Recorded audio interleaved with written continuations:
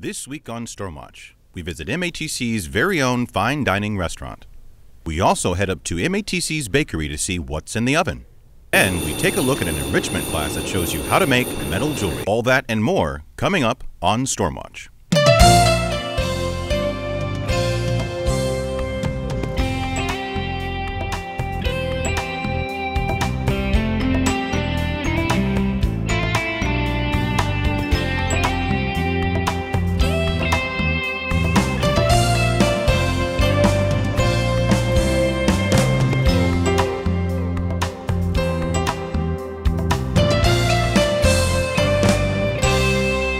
Welcome to Stormwatch. I'm your host, Jabril Gagale.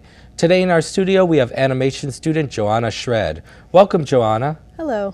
It's nice to have you on the show. Thank you. Why did you decide to study animation?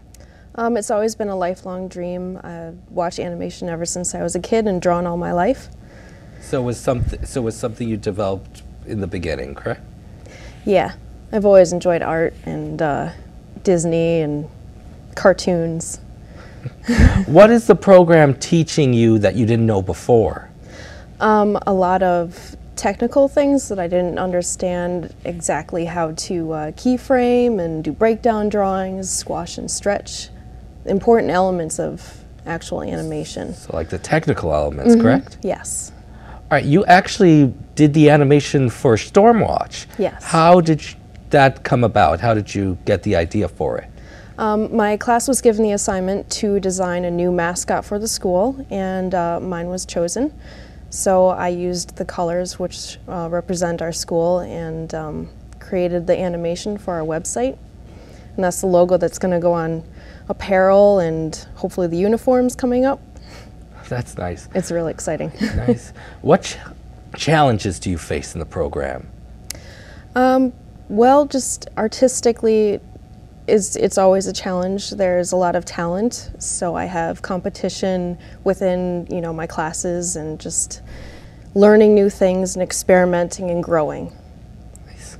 We will talk more with Joanna later, but first, since it's our last show before the holidays, we're going to go live to a local bakery where MATC student producer Ryan Lemire is hanging out with one of the Grebe brothers to see how their bakery is getting ready for the holidays. Ryan?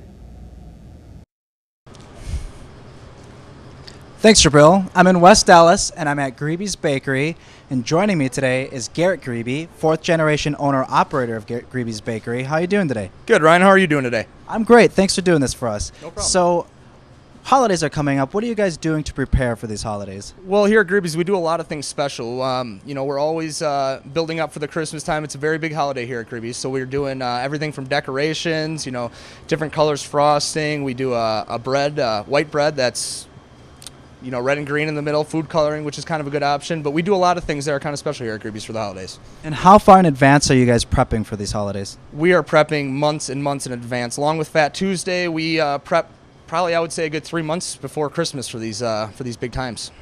And are you doing anything different this year that you've done in the years past? We are, Ryan. We're doing a red velvet cake donut, which is obviously like the red velvet cake. We are also doing a foil chocolate chip cookie cake that is actually the foil is designed a Christmas tree, kind of nice for the festivities around the holidays, and I think that'll really fly for us. What's your most popular product? Actually, I would have to say our fruitcake and our Stullen are probably two of our very traditional. They've been around for a long time. Very nice. All right, and I assume everything's prepared freshly in the bakery here at Grebe's. 7 days a week, fresh. And can we get a tour of this factory? I'd like to take you back there. All right, so coming up later on in the show, Jabril, we're going to take our viewers back behind the scenes and see how things are done here at Grebe's Bakery. Thanks, Ryan. All those tasty treats sure look nice. We'll check back with Ryan a little later in the show, but speaking of tasty, MATC's cuisine restaurant sure has become a hit on campus. Let's take a look at what's being cooked in their kitchen. Then after that, we'll take you to the annual Christmas parade that took place recently in West Dallas. MATC's cuisine restaurant is not a typical restaurant. It's a restaurant ran by students from MATC's culinary program. Culinary instructor Chef Barton explains the purpose behind the cuisine restaurant. Cuisine is designed to duplicate an environment of a fine dining restaurant kitchen. We also work on advancing culinary classical and contemporary ethnic food preparations and procedures, where the students study various recipes and then produce that recipe. Sarah McIntosh talks about the benefits of having a new state-of-the-art facility. You get to really kind of understand what a real restaurant setting would be like, because we have all the different types of equipment that they have, all the different kinds of, pots, pans, sautés, all the new amenities in here really are beneficial to us because we get to really see what the field would look like. Sam Blick talks about some of the challenges students face. The biggest challenge here is time management. Really, getting everything done in the order it needs to be done and getting stuff done on time for service. Amy Brodzik shares her experience and explains what to expect as a culinary student. Being able to work under timelines, get everything done on time for service, and to serve the public. Nikita Martina talks about the comments she hears from her customers. It's a big applause just to see them appreciate the time and effort that goes into their food. Ruben Godi, a student from the culinary program, expresses his thoughts on the program. It's an excellent program. There's a lot of information. There's a lot of hands-on practice. It's great. I'd encourage anybody that wanted to get into the culinary field to take this program. MATC's Cuisine Restaurant is open Tuesday, Wednesday, and Thursday each week from 11:15 to 1 p.m. Reservations are strongly recommended.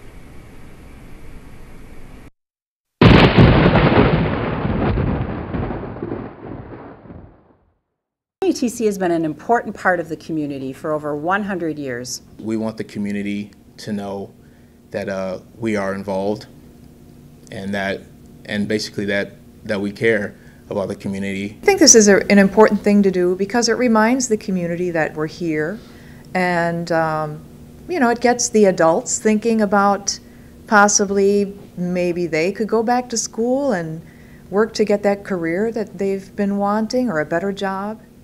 So we have a lot of services to offer to the community there, and we just want to remind people that, hey, remember, stop by, check it out, check and see what classes you might want to take.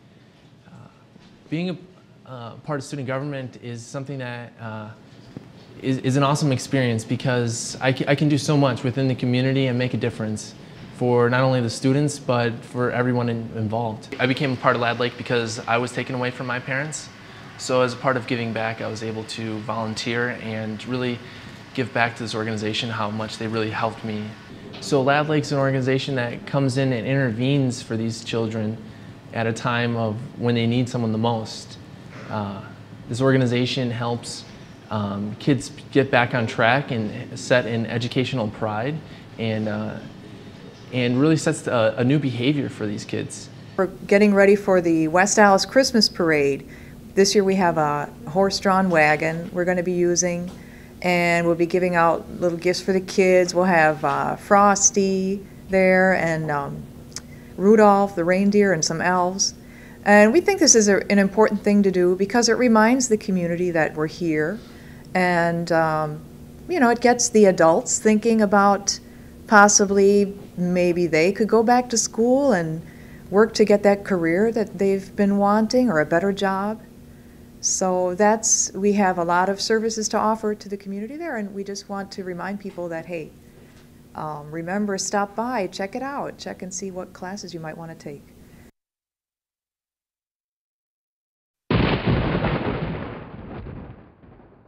Welcome back to our Stormwatch studio, where we are still here with animation student Joanna Shred. Joanna, where do your ideas come from when it comes to animation? Funny things that happen in my daily life. Someone will be like, "Oh, that would make a funny animation." Have you ever done an animation of yourself? No. No, never thought about scribbling something of yourself on paper. No, I've done a lot of self-portraits. Self-portraits? Yeah. How has animation changed in your experience with the technology? Well, here at school I've learned a lot about 3D animation. I've learned Toon Boom, which is what they use on Family Guy. Anything that's not traditional, which is my first interest, is something completely new to me. What challenges have you faced? 3D animation is kind of tricky. 3D's kind of tricky? Yeah, using the computer, and we use 3ds Max, which is kind of, it's a program, and you have to build things and then set things up very carefully. It's difficult. I can imagine, I can imagine. For those of you who haven't picked out your Christmas gifts yet, you may be in luck, as students around campus are creating some homemade crafts that could make the perfect holiday gift. Then student producer Matt Hammond takes a look at the delicious baked goods being offered at our own MATC bakery. Also, student producer Dan Fisher will then wrap up our 100 years of MATC with its final segment, the 2000s. Do you love jewelry and creating an art piece from scratch? Interested in working with metals? MATC offers a life-enriching class that allows you to stretch your creative side. Sherry Wink, jewelry instructor at MATC, teaches students from beginning to end in jewelry making. Design. And the basics are how to solder, how different solders work. This is a butt joint, and the whole idea is to put one drop of solder on the end and pull it all the way through to the other end. Once you have the basics, you can go on and do more interesting projects. Once the students learn basic handling and operating techniques, they can freely choose what type of craft they want to create and have the classroom and the tools at their disposal. The students are wonderful. They help each other out all the time, and not just helping each other with something they already know. There's a synergy that goes on because people have different ideas, and when you combine the ideas from several students, you get magical things happening. It's a wonderful place to be.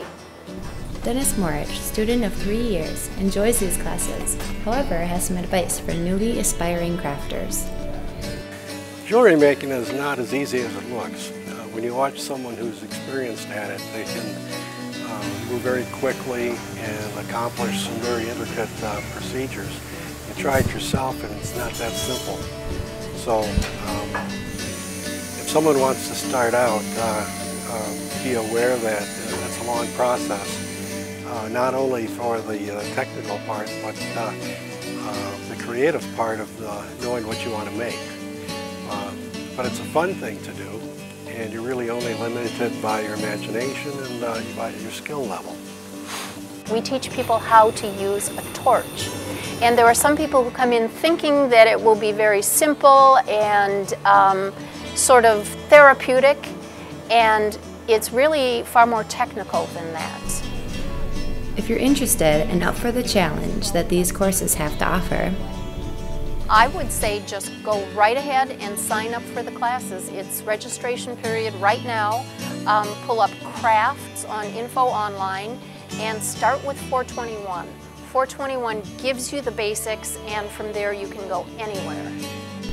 students not only are able to give their pieces as gifts to family and friends, but they're also able to display and sell their pieces at the student sale that's held twice a year. Our next student jewelry sale will be next Tuesday, the 11th, Wednesday, the 12th, Thursday, the 13th of December, and it's just in time for Christmas.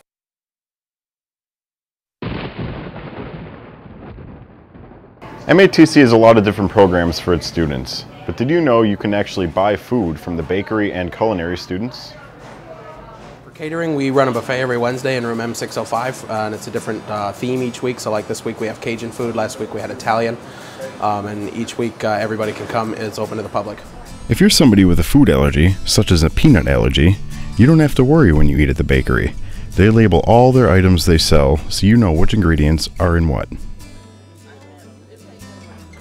Lots of labels. Everything is labeled, from not only nuts to flavors, and we have a list of the ingredients of every product in the bakery.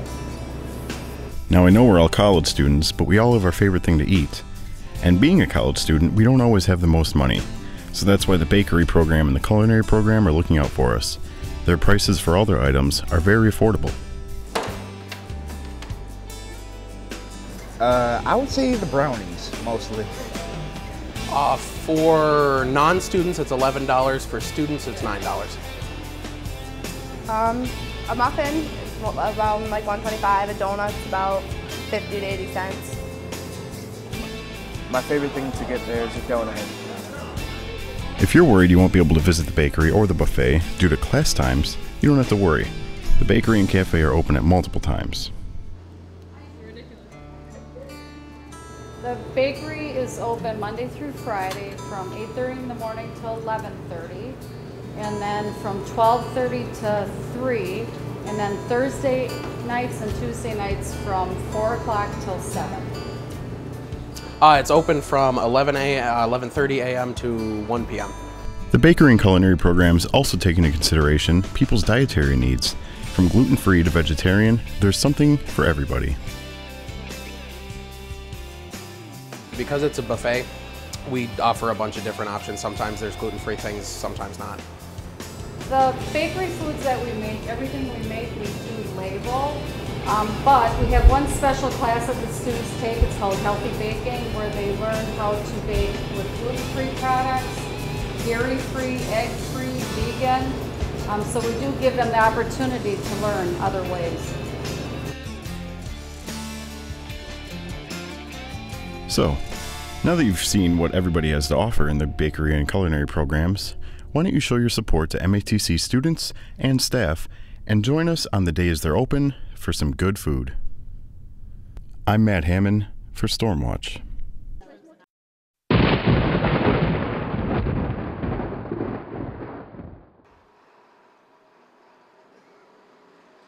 From 1912 to 2012, Milwaukee Area Technical College has been offering quality education and training opportunities. With recent advancements in digital technology, MATC is at the forefront, emphasizing leading-edge technologies and introducing students to new careers. And it really does pay to have a degree from MATC. Of the most recent graduating class, 86% were employed or furthering their education within 6 months of graduating. With the tough economic outlook, many workers in the Milwaukee area have returned to school to find a new career. MATC student Alejandro Santiago explains why he came to MATC to find a new career. Well, I decided to come back to school to learn new skills and try to get a job doing something that I really enjoy. But the MATC offer hands-on programs, and they have excellent instructors. They have great technology, and it's very affordable. With campus locations in downtown Milwaukee, Mequon, West Dallas, and Oak Creek, MATC is truly a convenient school for many students in the community.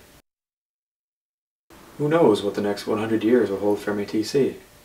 One thing for sure is that MATC will continue its long tradition of preparing students for the next generation of careers.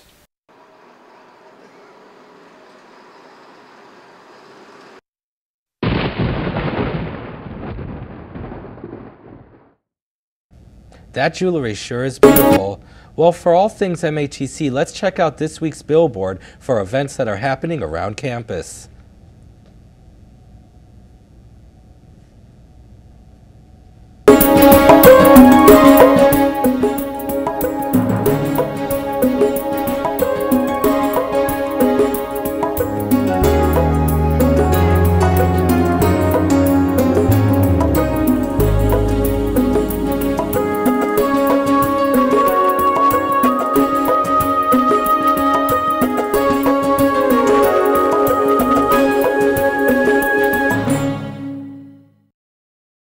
For more events like those, you can log on to MATC's website and click on the events calendar.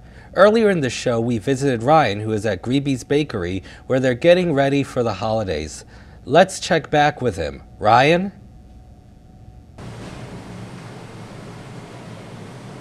Thanks, Jabril. Now, earlier in the broadcast, we showed our viewers the front of Greeby's Bakery, the storefront itself. We're actually in the bakery part now, where all the magic happens. And Garrett, what's going on behind us? Well, right now they're actually frying apple Persians along with 20 other donuts they do about before this. This is actually one of the largest deep fryers in the Midwest, so we pump a lot of volume out through this deep fryer. That's impressive. Now, Greeby's has been family owned and operated for 4 generations. Correct. Do you have a lot of employees that are multi-generational? Right, we have a lot of dedicated employees here that have put their life's work into 30, 40. We even have some employees with 50 plus work, and their kids and their grandkids. We have a lot of people. We consider this a family, so we have a lot of people here that is our family. How big is this family? Well, right now it's probably about 150 strong. It was a lot bigger, but with the economic times, everybody had to kind of muscle up, and when the tough get going, we go. Sure. And how late is the plant open? The plant is actually open 364 days a year, with Christmas being the only day that it's closed. We have somebody in our plant 24 hours a day, whether it's maintenance, cleaning, baking, shipping, truck, everything. We do it all here. And speaking of shipping, when do you guys start shipping your products? Shipping times are all different. We have a lot of different routes. We go through Wisconsin and a couple stores into Illinois. We start usually no earlier than about 10 o'clock. The trucks get on the road to have that fresh product delivered to them by the next morning. And where can people find Greeby's products? Well, we do a lot of wholesale accounts. We have probably about 300 wholesale accounts we deal with. So that is our main business, with the one store being up here. But we have Speedways, Centuries, Piggly Wigglies. Very nice. So, Jabril, I'm going to take some time here and get a couple donuts, a couple snacks. I know you're jealous. I know how you love your sweets, but we're going to send it back to you. Thanks, Ryan. I also want to thank our guest, Joanna, for being here with us. We really enjoyed having you here in the studio. Thank you. We're now going to send you off at home with one last holiday gift brought to you courtesy of the MATC Mequon campus, and then a creative package produced by student producers Warren Anderson and Cody Crott. I'm your host, Jabril Gagale. Thanks for watching, and happy holidays. Members of the Horticulture Club at MATC's Mequon campus are having a plant sale this week. Nick Weber, Vice President of the club, is helping with the sale. Today we are in our second day of our MATC plant sale. We've got many cultivars and varieties of poinsettias. We've got some very true reds, large and small poinsettias. The larges are $8, or for two we'll give you them for $15. We've got our small poinsettias, about half the size, a little smaller, but still great plants. They are $4 each, or 3 for $10. And we've got a variety of mixed potted plants for $5. We've also got little calanchos, ornamental plants for $3. We've also got some nice green ferns for $5 as well.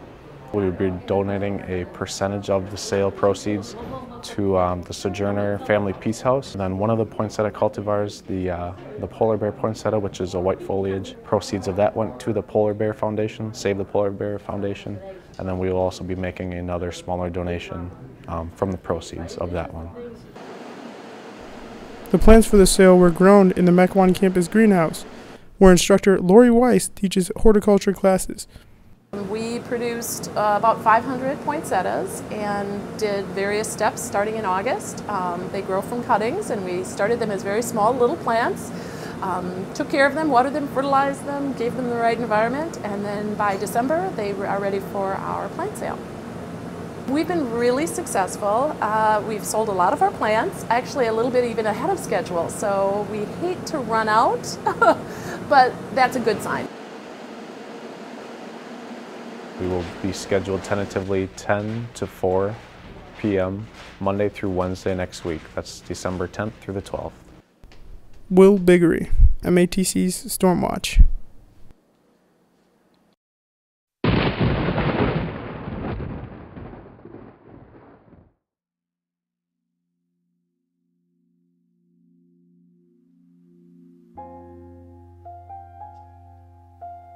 Why does everyone get second, third, fourth, and fifth chances? I just want one.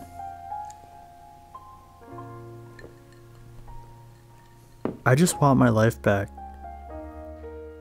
I don't know what happened. I'm alone.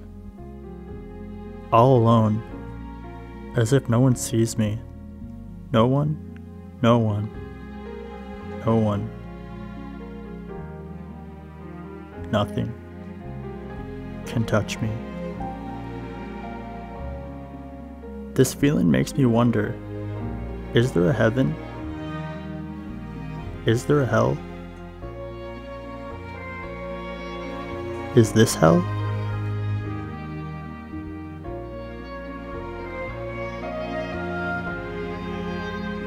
Sometimes I sit and ponder if this is actually real life.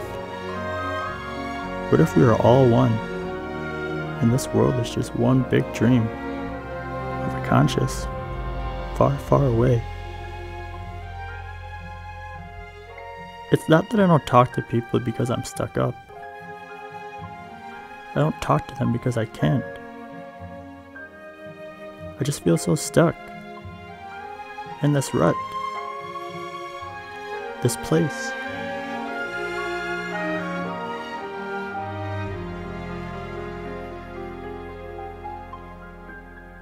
I feel like I'm missing something. Something that just might not be everyone else. Maybe it's me. Maybe it's not what I don't see. Maybe it's...